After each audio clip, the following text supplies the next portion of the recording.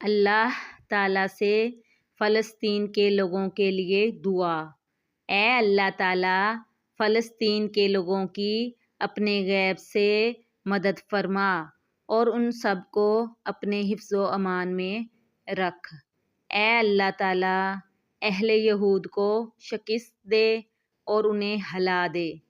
اے اللہ تعالیٰ، فرشتوں سے ان کی مدد فرما۔ اے اللہ، بدر والے دن جیسی ان کی مدد فرمائی، اے اللہ ان کی مدد بھی کر اور انہیں محفوظ رکھ۔ اے اللہ، ان کے دلوں میں اطمینان و سکون نازل فرما۔ اے اللہ تعالیٰ، تو ان کو اپنے حفظ و امان میں رکھ۔ اے اللہ تعالیٰ، اہل یہود کی پکڑ سخت کر دے۔ اے اللہ، دین کے دشمنوں کو ہلاک کر دے۔